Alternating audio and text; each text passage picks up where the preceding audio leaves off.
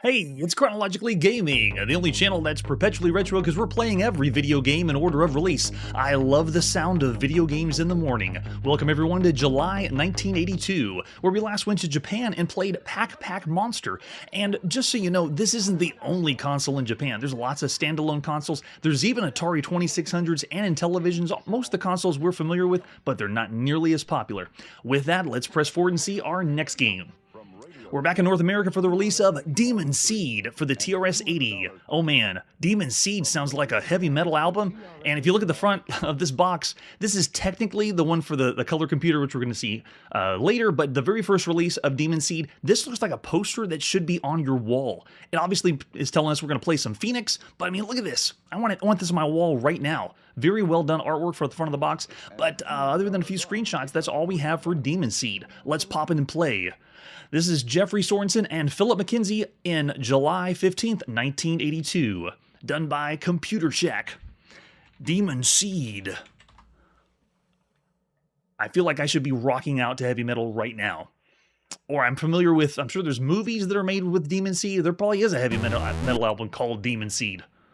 There we go. It gives me Big Five software vibes, even though it's not really Big Five software. Way to go, Jeff and Philip. So we want to see some instructions. Let's push I. We can move left and right, push the up arrow or down to activate shields, and then Q and A or space to fire. They give us 3 options for how to play, and then how to fire. And then we got pause. Got it. Hit clear to go. Let's go. Nice. Diddy on the TRS-80 is very, very rare. And we're already crashed and burned. If the front of the box didn't sell you, this is a Phoenix variant. And hopefully the first few minutes of gameplay will convince you it's a Phoenix game. But we are just doing the left and right, shooting everything down. But take a look at the animation of the wings. That is really impressive for the TRS-80. It like they squeezed in extra frames of animation to make it look as smooth as possible. I got to tell you, I didn't know a lot about the TRS-80 as much whenever I started the channel, but as everything we've seen so far, this is a really, really cool computer. The arcade games they put on this thing have proven themselves even way past its release of 1977. Oh, there we go. Let's see how many phases of Phoenix we have for this one. They don't look as much Phoenix-y. Yeah, they do look kind of batty manly.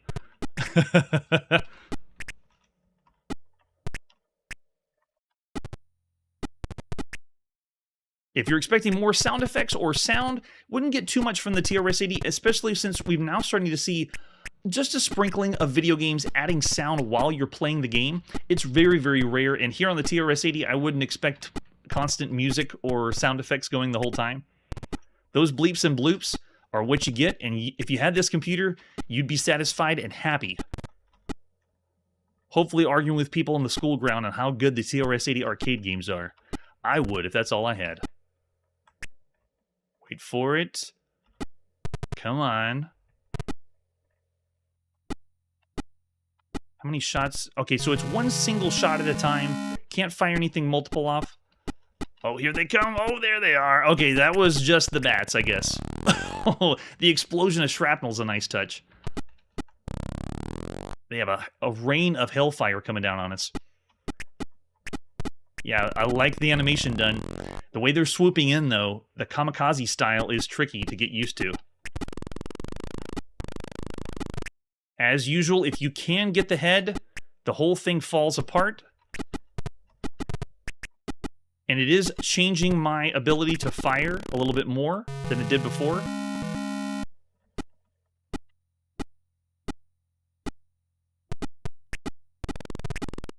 We've had some TRS-80 games allow you to play with a joystick. This one does not support that. It is keyboard only. Oh, we can put our name in. Can I put the whole thing in? Oh, you gotta wait for the song to end. Okay, now we can put our name in. All right, let's go in again. This one does boast 4 screens for Phoenix, which is really, really nice for a home computer. If you've been watching the channel and you're up to speed with every game we've seen thus far, the other Phoenix variants we've seen that are pretty good for the home computer were Black Hole on the TRS-80, Terra Guard for the Commodore VIC-20, Winged Avenger for the Sinclair ZX Spectrum, and then if you're on the home console, we haven't had any official Phoenix. Since the arcade, there's nothing officially called Phoenix that's come home. But on the home console, we had on the Arcadia 2001 Space Vultures, which was an okay attempt, especially for a console. But here we go on the TRS-80 with another one. This is one of the better Phoenix ones, considering it has all the screens. And take a look at the animation. It's, again, the TRS-80 showing how well it does arcade games. Yeah, I'm with you on that. Definitely, Victor.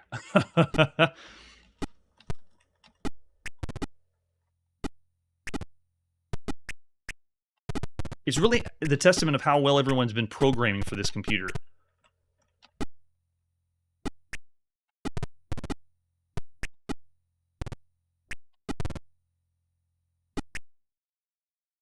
That bad looked like it was going to stop and do the Galaga thing and teleport me in.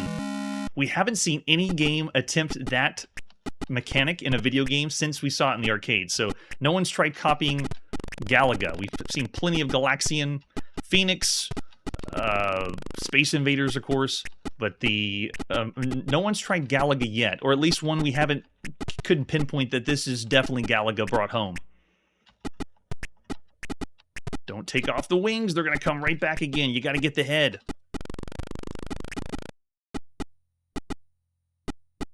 They keep growing back, or they move faster and fly down at you.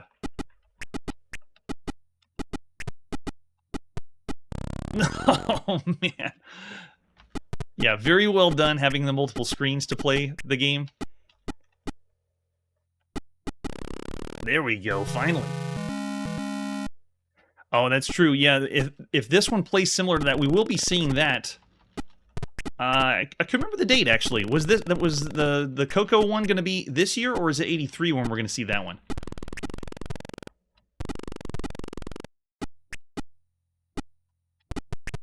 Oh no, okay, this is our last life. That was it.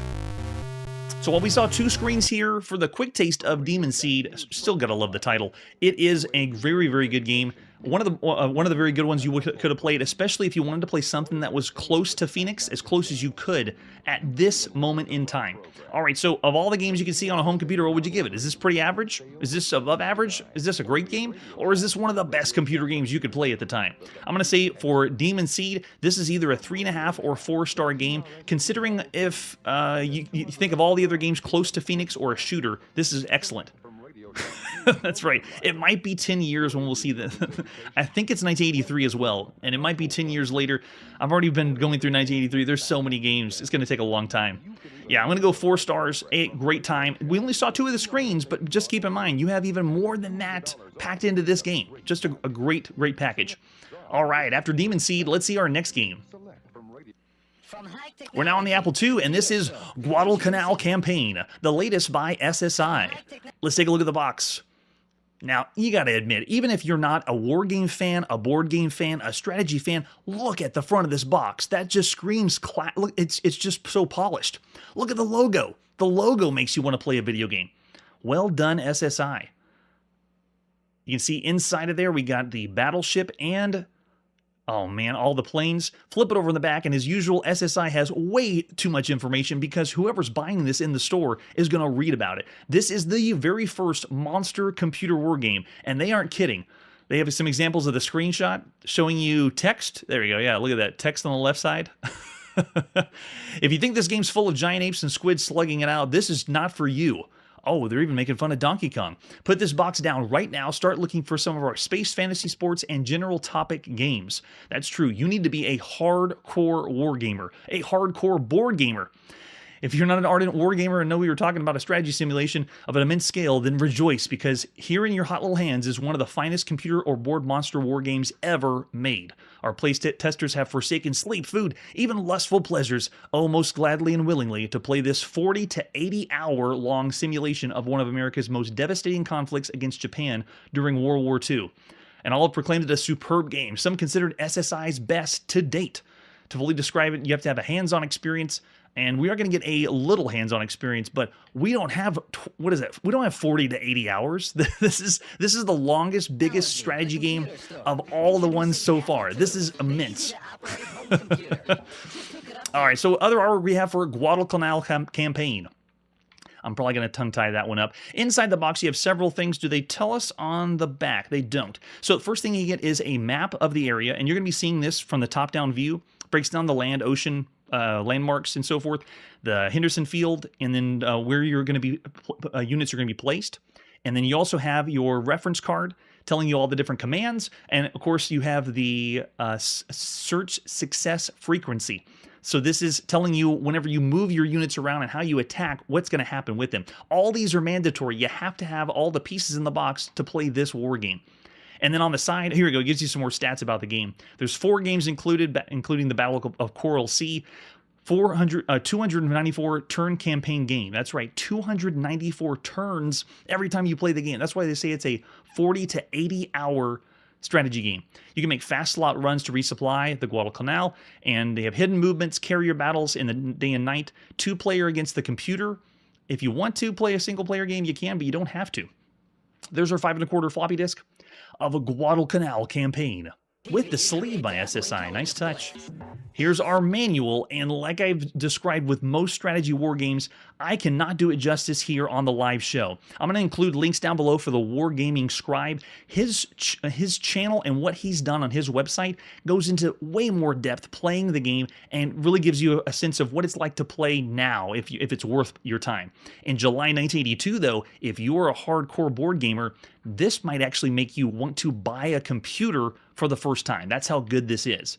Or I should say in depth.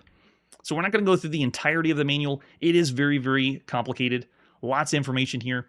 Guadalcanal campaign is an operational level game featuring combat between U.S. and Japanese air, land, naval, surface, naval, and submarine forces for the control of Guadalcanal in 1942. Every ship, airplane, infantry, company available, and the Japanese and American commanders is now under your control. You'll have to organize ships into task force to perform various missions. You have sea, lane interdiction, and combat land bombardment. There is so much. I'm already getting tongue-tied talking about the game because of how detailed it is. Inside the box, you should have the game box, the rule book, the 5 1/4 floppy disk, and then those 2 data cards that we saw earlier when we looked at artwork. It allows you to save passwords. I hope it does, because if you're doing 40 to 80 hours, you're going to have to be able to save this to go back to the game. It tells you how to talk to the computer by typing in the phrases or the commands, and there's some abbreviations right here above my shoulder. They really break down more of the strategy game on a computer to help the board game, war game aficionado really get into the understand how the computer understands it. This also has a much better interface to help those board gamers get into playing on a computer. All right, so we got the map as a 44 square grid. Sequence of play goes with a scenario selection phase where you can make changes between the different units you have. Then we have an historical setup. It also breaks down the different campaigns. This one has a normal campaign game, the Coral Sea, Eastern Solomon, Santa Cruz, Guadalcanal, and Campaign 2. Lots of different ways you can play. You can play in daytime or nighttime sequence, and then the game's 40 to 80 hours. I mean, can you imagine how many times you're going to go back and forth between day and night cycle in the game? Just insane. So they break down what the task force adjustment phase is here. How do you load transports, sinking ships, air group, and making task force, combining units together to be more and more powerful. Changing fleet speeds, planning land attacks, air operations. There is so much here. Combat also is a big deal because you have to decide whenever your unit moves on to another unit space, what's going to happen in that situation. Lots to go through here. I saw Dwarf Fortress in the chat. I wouldn't go that far. I don't know if it's... I know it is complicated enough, but you are going to see lots of little pixels on the screen. Yeah, this is definitely the way to go. All right, so we have also... repairing your ships, reinforcements, and then general operations. And now each one of these is breaking down how to explaining to the casual, slightly casual person how they can do what they want to do as if they were playing the board game on the computer. So it is very detailed because they're trying to help the usual only board game person play on a computer. And I'm going to explain when we go into the game what they do to help you, because usually it was all on an interface that you just had to type everything in, but this one does a smoother job. Still no joystick control. We're not playing something that allows you to move around a cursor on the screen.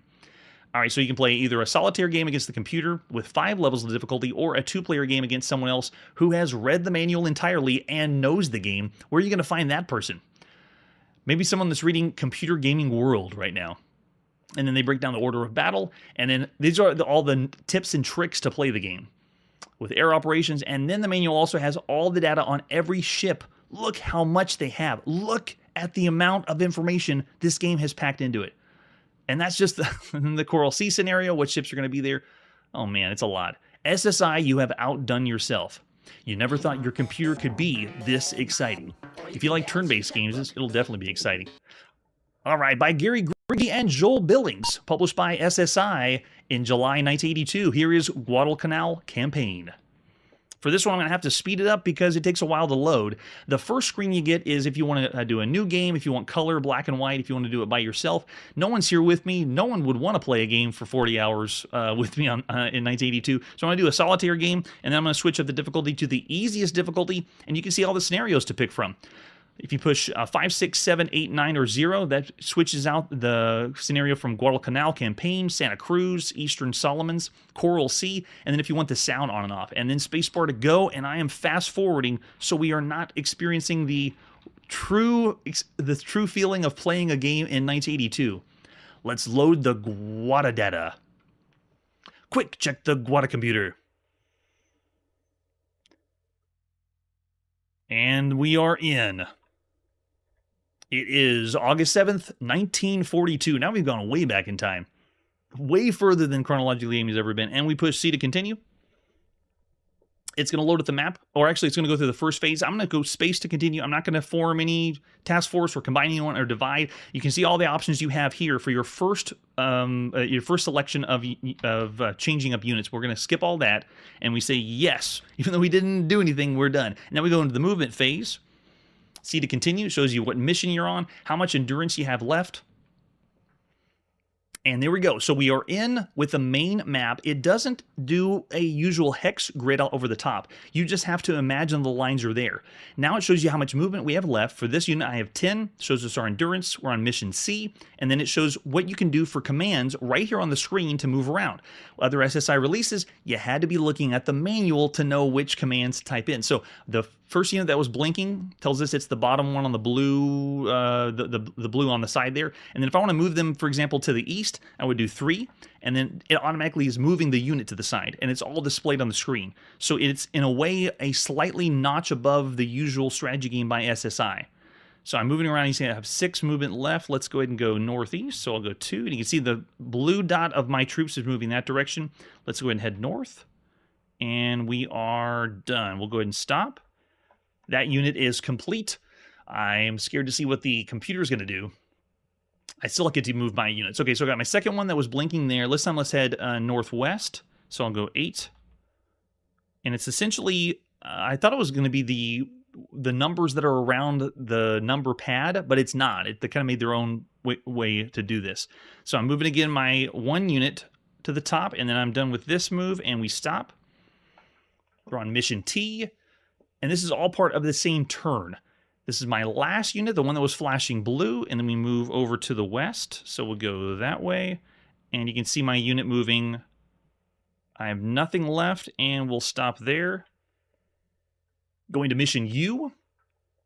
So there you go. This is the way you would play or move your units around in the war game of Guadalcanal Campaign. Now, this map that you see, you're going to get in the box an exact replica that you can use to help you. So I know you're looking at this and it's like the low resolution Apple II, but you also have one by yourself. You're also going to have the manual. Lots of different things in front of you besides just the game. But this one has just a few tweaks, making it a better quality for those board gamers to get used to playing on the computer. That's right. I don't want to immerse you in the 1982 world and continue playing it takes a long time. This one also is done a little bit better when the computer wants to make a move. You're not having to wait a long time. You can't just go get a drink, go make some tea, and then come back for the computer to make their turn. All right, so I couldn't do it complete justice because it is a massive game. This is crazy big. Now, if you were to play this nowadays, while they had great reviews in the magazines at the time, and Guadalcanal campaign was a impressive feat for SSI, if you were to consider it now, it'd be obsolete, it'd be outdated, considering the other strategy games you could play. But for this release, because it has a few changes of quality in strategy games and gets those board gamers to start playing with computer games, and it is a niche genre if you have to be into strategy games, this is still a great title to play. I'm going to say 4 stars of all the computer games you could play right now. This one is the... I want to be so epic with war games that I want to get the best one. If you went to a computer store right now and they said, you went in and said, I want to play something that's going to be the most detailed computer war game that you have, this is the one. This would be the ultimate. Yeah, that's true. It is not everyone's cup of tea, but I'm still going to go 4 stars. I'm going to give props to SSI for Guadalcanal campaign. And please check the links down below. We got some for Wargaming Scribe that he goes into a lot more detail and really does the game better justice. All right, with that, let's see what our next game is. We're now on the TI-99 4A computer, and this is Parsec. Don't adjust your screens. That is Bill Cosby on the left side. He is advertising and selling the TI-99 still at this time. Let's take a look at the box for Parsec. Very nice, colorful sci-fi. Now, we understand we're going to play a space game and a shooter game by the front, but you can't really tell what direction or what's happening. It does look like an apocalypse-style game. We're going to blow up whatever that is on an alien planet. The manual usually in the TI-99 is inside of a sleeve that looks like this. Texas Instruments kind of plays like IBM PCs. If you can see, it says application software lambasted on the front. Not the best. It makes you feel like you're going to buy a word processor game or something. And then you flip it over the back, it says nothing about the game. TI-99 just tells you about the disk software, how the command module has solid-state software, and then, yeah, it's just about how good the software and hardware is, not about the game itself. However, if you had magazines at the time, this is the ad you would have seen for Parsec. You hover on the fringe 5 parsecs from initiation of your mission. Your culture is tired in need of a new vitality. The chamber can duplicate the essence of life from any species, and you're about to start your collection. What fate awaits you on this unique mission? Is it true that cultures opposed to your sampling have been prepared for their defenses and stand ready to resist your intrusions? Wow, they even made lore and story for this. The first module you take off through Environ presents Parsec, a graphic space adventure unlike any you've played. Parsec creates this with a graphics editor, simulates deep space on your TRS-80 computer, creating action-filled, play-filled microcomputer, Parsec, and so forth. Yeah, it's also on, I believe, other computers besides just the TI-99. Oh, that's a good point for 16-bit computer. I saw it in the chat. Props for all the TI-99 4A fans. Still terribly titled. Is there a fun, cute name for the TI-99 4A, like the Coco for the color computer? Do they call it the TI? What's the cool? How do the cool kids call that computer? And then we have the cartridge that you'd pop in with an example of the screenshot. We also have the manual. Let's open it up. How do we play some Parsec? So the quick reference guide tells you what to do on the computer. You're going to move your starship left and right, fire up and down, lasers, start a new game, return to the screen, and master title screen. And we have wired controllers, so we will be playing with the TI-99 joystick. Fly into combat with the starship Parsec. Destroy rebel alien fighters and cruisers by outmaneuvering them and laying down withering fire from your laser. Then try to survive the deadly asteroid belt. The solid-state cartridge, and they keep saying that, but it's not the solid-state we think of. But it is a cartridge, which is a nice touch. Programmed by Jim Dreamus and Paul Urbanus. Way to go, guys. You are the commander of the starship Parsec, patrolling an alien planet. Suddenly, the onboard computer announces you're about to come under attack by a small alien fighter and large, heavily armed, hostile alien cruisers. So what do we got to do? We got to destroy all of them. And then we have our photon torpedoes. They track our ship and fire on it. You must outmaneuver and destroy them by accurate fire of your ship's laser. If you survive the waves of alien craft, do not let your guard down. You'll have to blast through an asteroid belt or refuel your ship, demanding the utmost in skillful flying. Parsec is a one-player game. There is a possibility you could play with 2, even up to 4 people on this computer, but no, this is only 1 player. You can use your wired remote controllers. It's designed to work with the Texas Instruments solid-state speech synthesizer, which is sold separately. That's right. On the home console area, we've had the voice synthesizer on the IntelliVoice, and now here on the Texas Instruments, this is the first game we've ever played with their speech synthesizer, the solid-state speech synthesizer. And it shows us how to insert the cartridge. Oh, it doesn't show us how to insert the speech synthesizer. All right, so after you've selected Parsec, when the title screen appears, press any key to go to the game, wait a few seconds, and then you'll start patrolling in your ship, the Parsec. Press the fire to begin, and under the current score, the word top indicates the highest score of the game's underway. To control, you move up, down, left, and right, and you can even change the way your ship is moving its lifts, pushing the keys 1, 2, and 3 on your keyboard. The lift of your ship is displayed in the bottom center of the screen.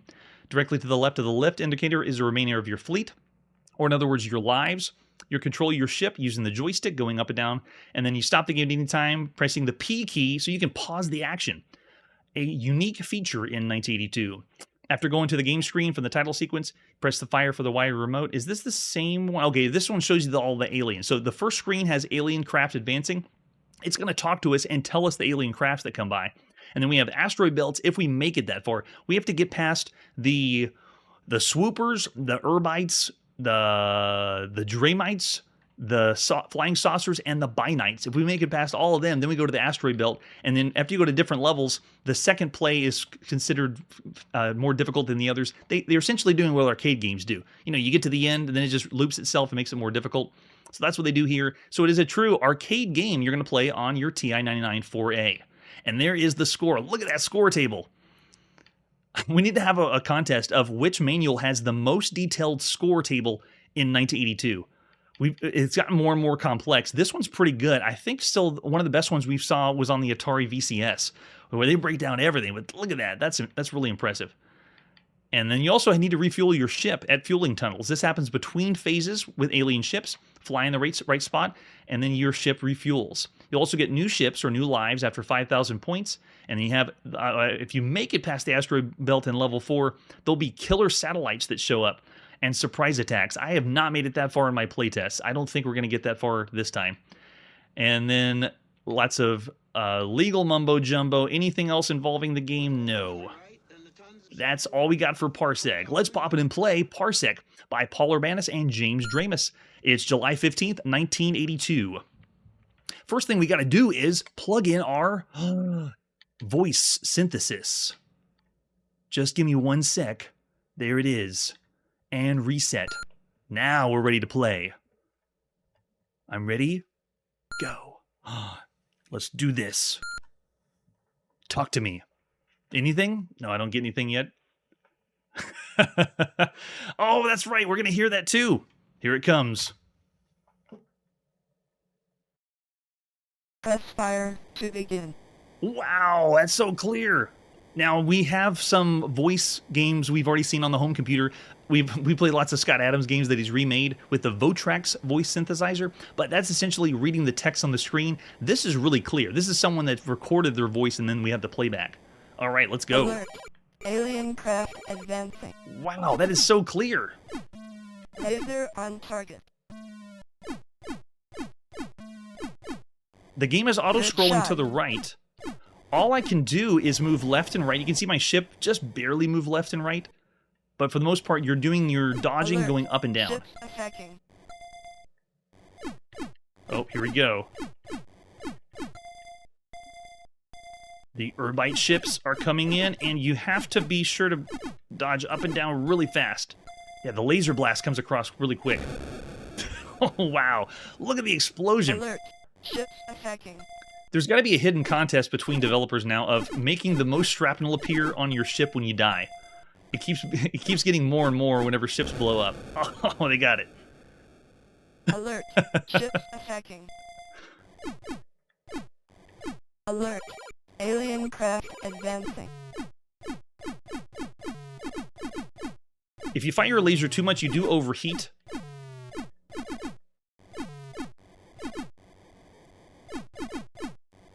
But again, I gotta say, the voice adds another level to the game. I played it without the voice. It's not as much fun. It feels like you have an onboard computer talking to you. Oh, man. Alert. Alien craft advancing. Look down at the bottom. They hit a TI-99 logo. We're on planet TI-99. You can crash into the surface if you go too far down. The starfield's a really nice touch, too. Makes me think of we're kind of playing Mooncresta or Galaxian. Alert. Ships attacking. Okay, here come the Dreamite ships. Good gosh, they're so fast. We're already running out of lives pretty quick. Alert. Ships attacking.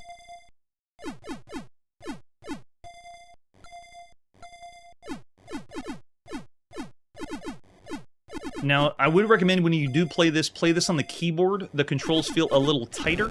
It feels just a little loose whenever you play on the joystick. I'm playing on the joystick. I'm still doing okay, but you can feel like there's a strange gravity pull. Like when you move left and right, if you move your ship left and right, it slowly moves left and right. But then when you move up and down, it goes fast. However, if you're moving left and right and then try to go up and down, there's like a millisecond lag, or it feels like it's a little off with the control. So not as pinpoint accuracy as you would think. Okay, let's go. Or is that it? Oh, redo to go back. Okay, or go back.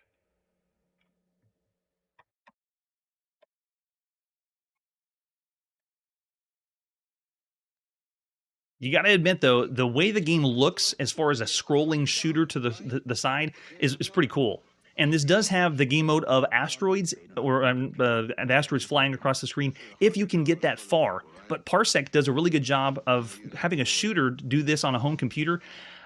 We have played Defender variants and Scramble variants at home. This one is another, not really a Scramble variant because you don't have the bombs, but you are auto-scrolling to the right. It plays it plays okay for the time. I can't give it high marks, but I'm looking in the chat now. Of all the games you could see on the home computer or play on the home computer, I would say Parsec is still around the average range.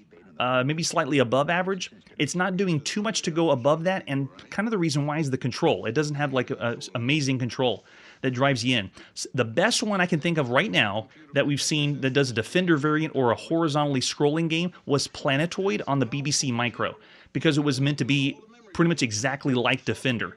It was quick, it was responsive, it worked really well.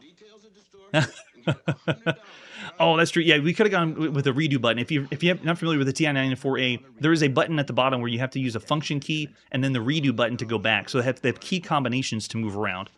All right, so yeah, I'm thinking around the above average range for Parsec because it does look the part, and you can tell that they spent a lot of time on it. It just doesn't have as many game modes as the other releases we've seen, but it is fun. I'm going to say 3.5 stars of all the games you could play on a home computer. Yeah, oh, I'm seeing Mark and Amanda throwing theirs out there. Yeah, so I'm saying 3.5 as well. All right, after Parsec, let's see our next release. After this commercial break. Intellivision in Japan. 16-bit CPU.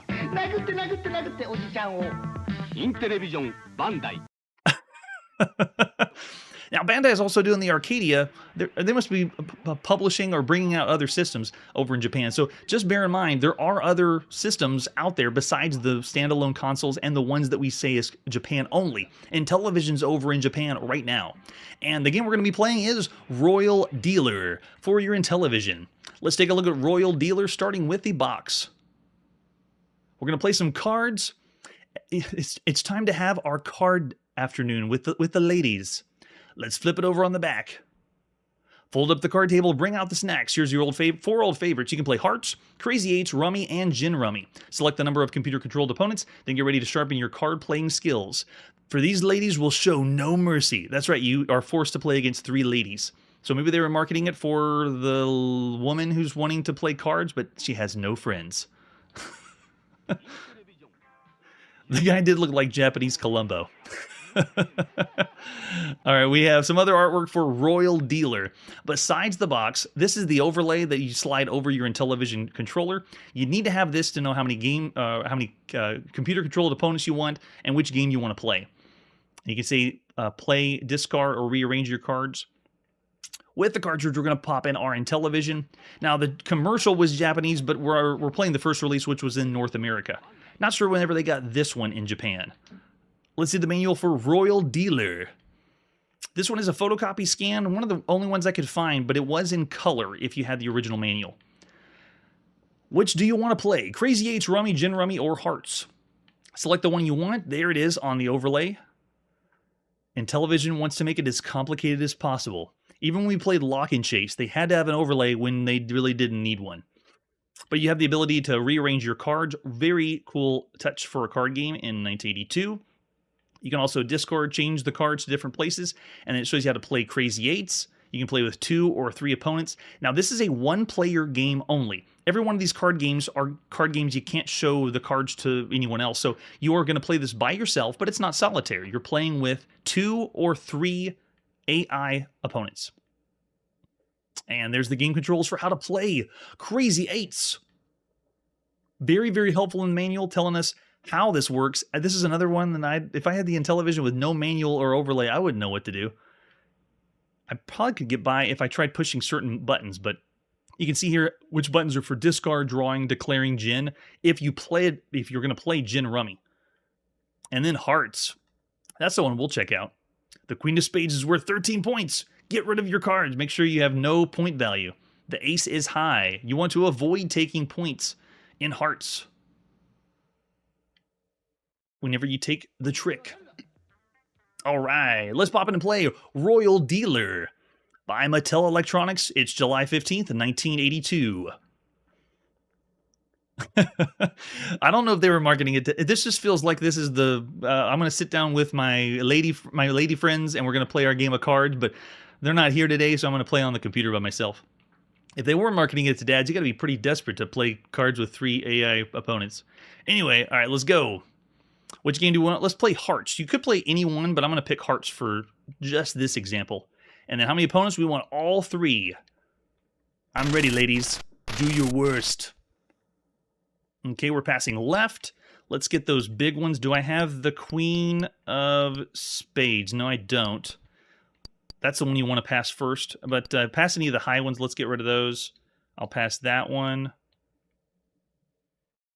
And pass the diamond and the king. There we go.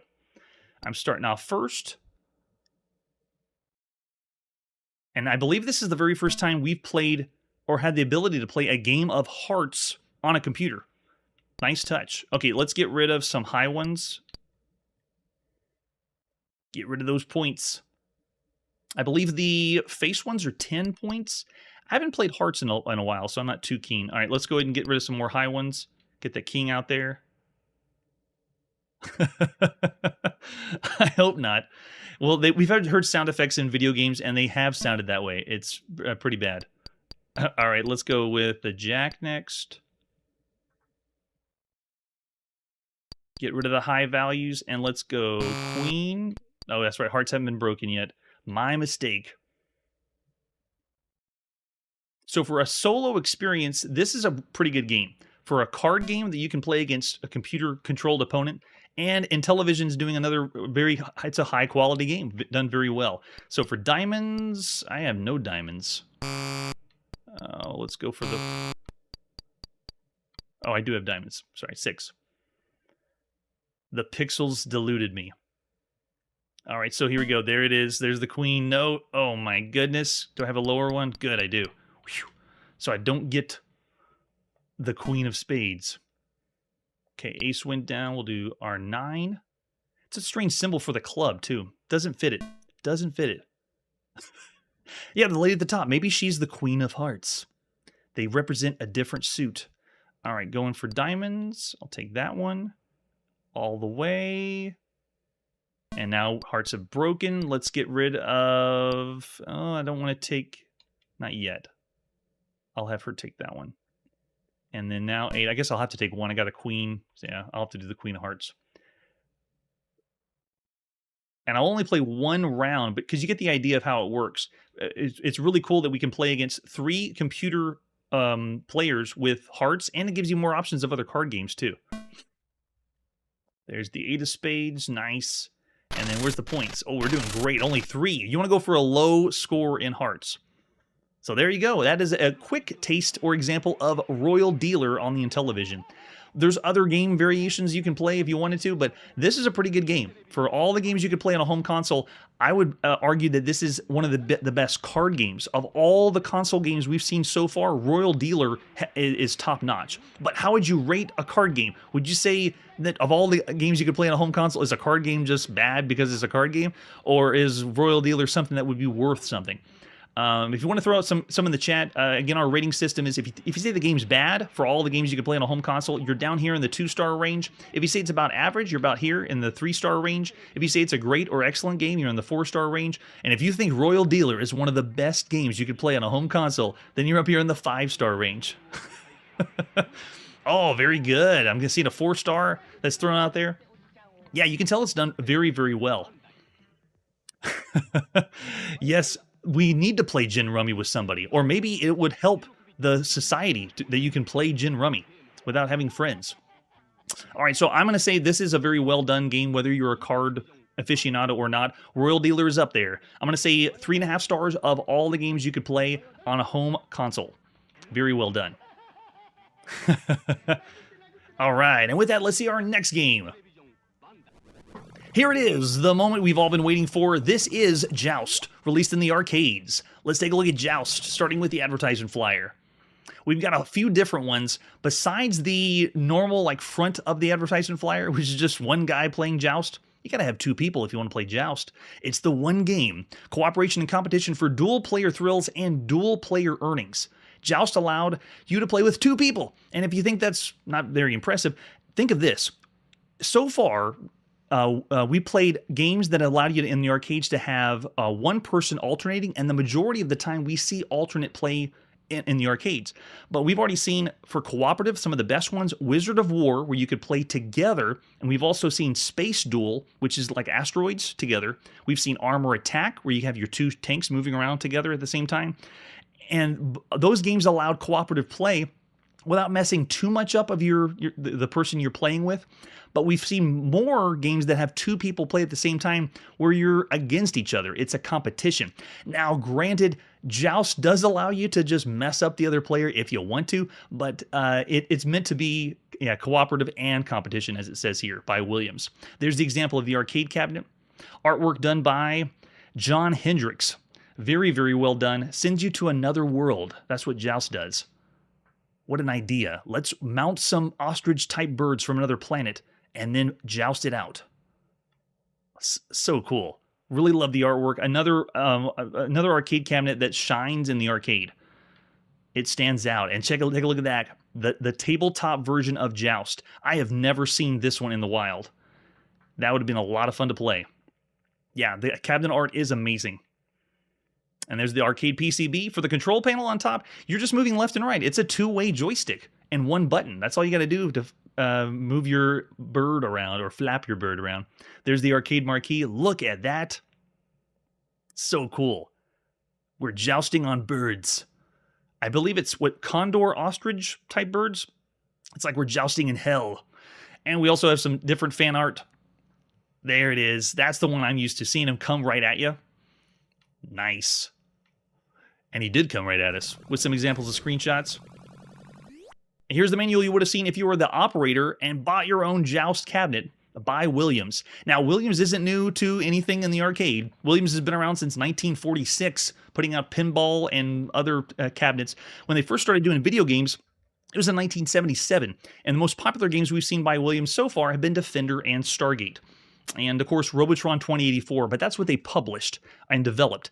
There was some games that they only published, but this is one they developed. Williams has done this game. This is a Williams game. Oh, that's true. That's a good point. This is one of the other ones I would still consider the classic golden age of arcade games. If it's the last one, I'd like to see, we'll say time will tell if it really is. All right, so we want to know what the game has for us. The joystick sends the... Oh, yeah, this is awesome. One of the best written manuals on any arcade game we've seen so far. The joystick sends the gladiator in his ever-stalwart mount, ostrich or stork, boldly to the left or to the right. The flap button causes the hero's mount to spread its robust wings. At some far distant time, two fantastic gladiators meet and square off for battle. Each is mounted on a fanciful bird of prey, ostrich or stork, whose wings can carry it from the cliff tops to the mouth of the abyss and hopefully back, or the bubbling lava below will increase its toll.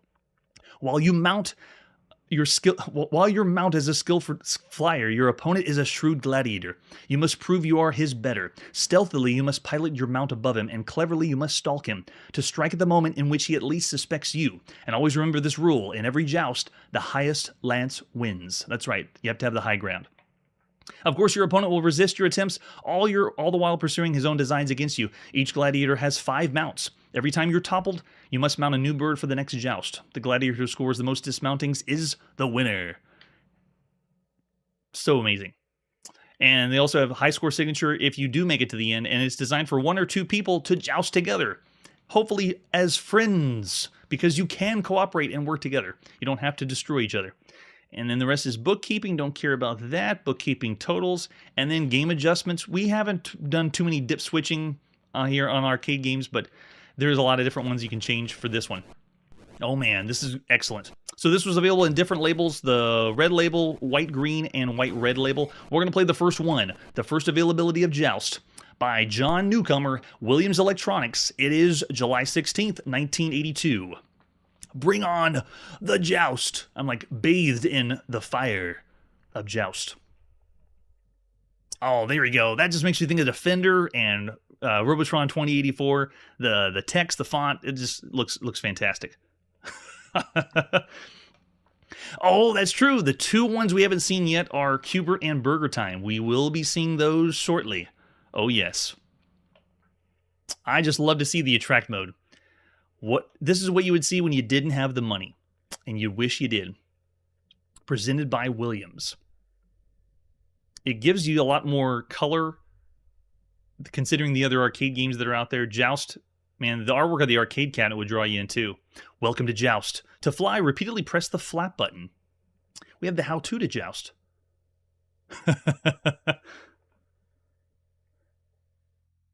To survive a joust, the highest lance wins in a collision.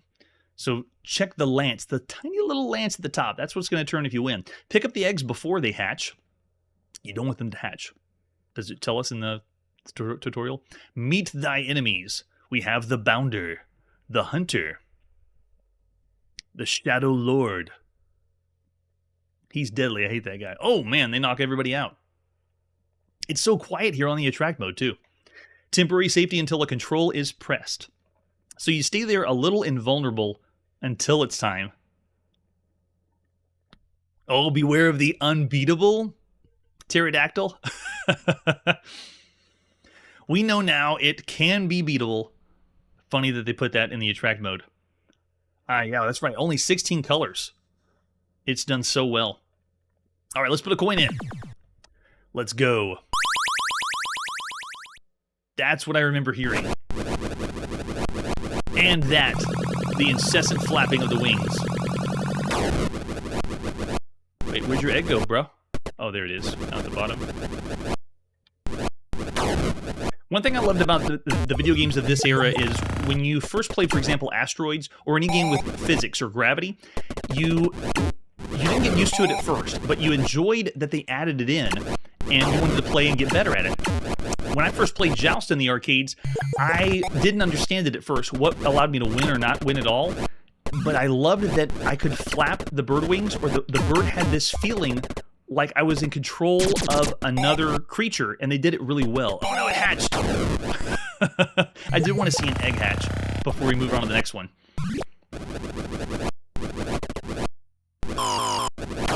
And if you do get the perfect joust, you both hit your lances at the same time, then it makes that sound effect. There we go. Now we're on a survival wave.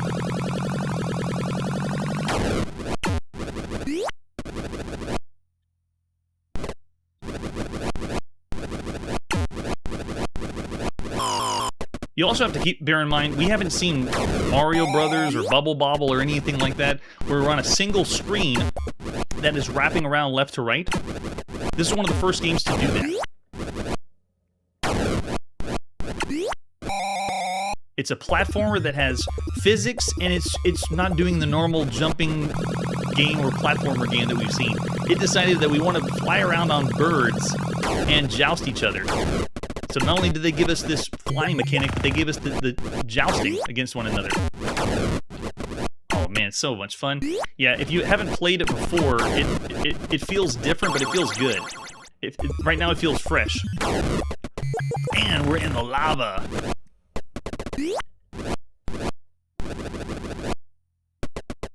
I love playing all these games in order because it makes me understand and appreciate more of what we've seen so far. And I just feeling and playing Joust just feels so cool.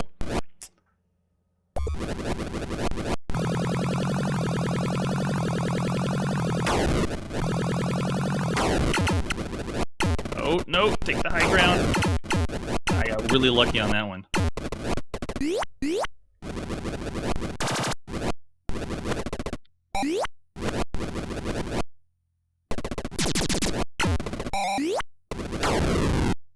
Thy game is over. Into your name, my lord. Can we put our whole name in? Let's see. No, it's just initials. Wait, no. That was not my whole name, but I'll just put in C.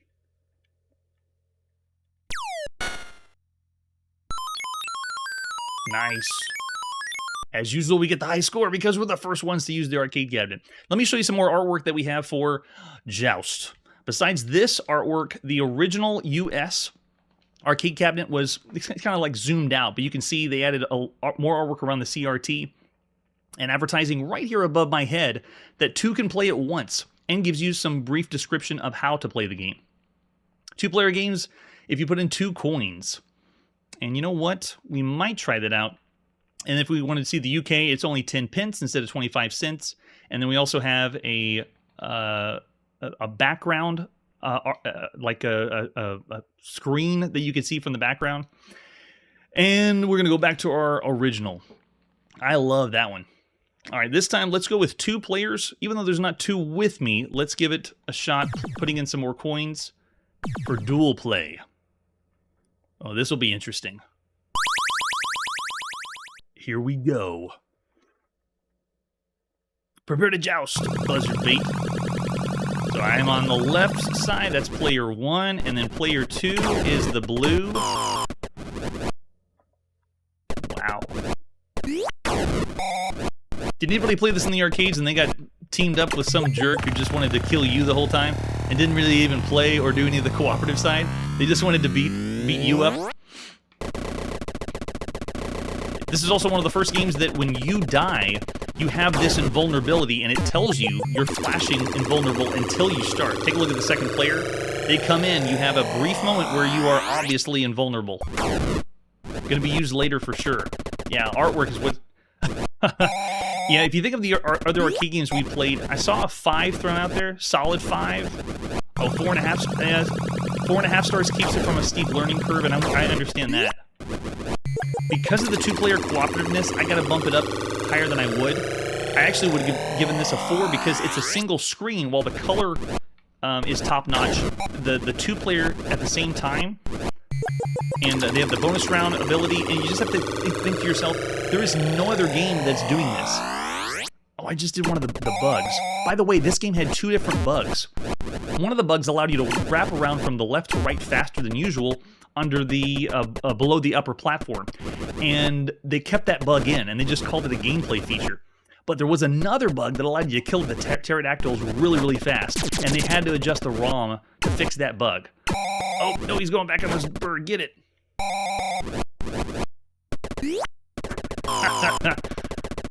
Oh, no bonus if you do player conflict. Yeah, there it is.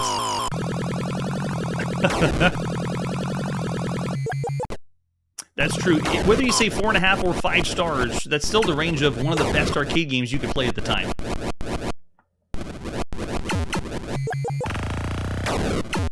I also love how much work they spent on the artwork, the lore, the manual that we just read that the operators read. It's usually just giving you what the game concept is, and this one went above and beyond that. It actually gave you some lore and story in the manual, so you can tell that they spent more time on this and wanted to give you a better experience of a video game.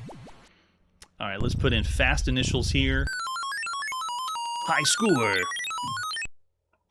All right, just one more game. This is so good. A big testament here on the channel is when we get to a game that I don't want to stop playing. That means it has to be at least above a 3. But this one is way up there. This is one of the best arcade games you can play in July of 1982, or everything we've seen thus far. It is impressive. I'm going to start being on the lookout now for when do we stop seeing Golden Age arcade games? Like when we've already seen some obscure releases from Italy or Europe that were only released over there, but there are some video games known the world over. And when do we stop seeing those in the arcade?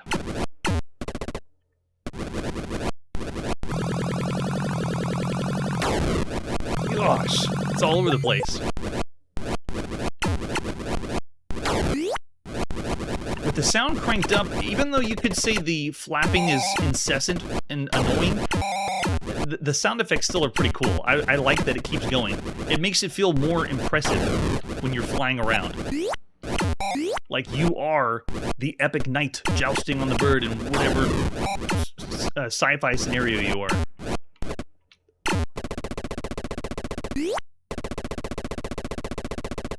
Oh, no survival points. It's also one of the first games that were on the same screen and is progressively getting more and more difficult, adding changes to the gameplay. Notice that the sides of the walls have gone down and we have to worry about the lava. They changed the level up for us. It's just going to be the formula for so many games later. This game is also proving that you don't have to have scrolling to be impressive. You can still have a really, really fun time. Oh, butted right in there.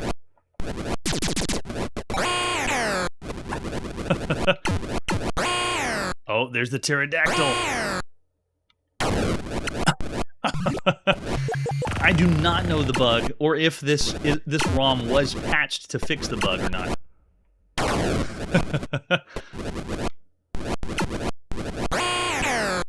Yep, there it is. The pterodactyl is the evil auto of Joust. Oh, they got the high ground on me.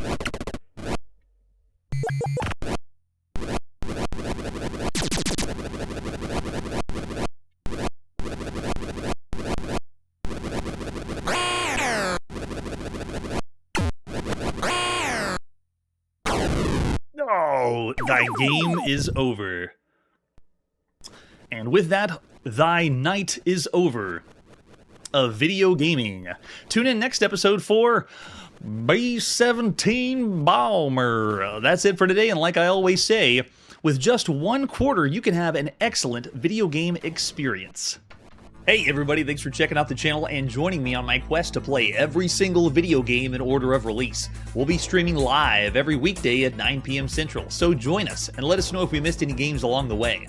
This video would not be possible without Launchbox, RetroArch, and MAME. Tell all your friends there's some crazy guy named Chronologically Gaming trying to play every single video game. We have links down below that'll send you to places like our Discord and Patreon, and one that says all the video games we've ever played. If you go there, it's a list of everything, and you can click right to the game you want to see. Chronologically Gaming is the name to look for. We are Perpetually Retro, and we will catch you next time.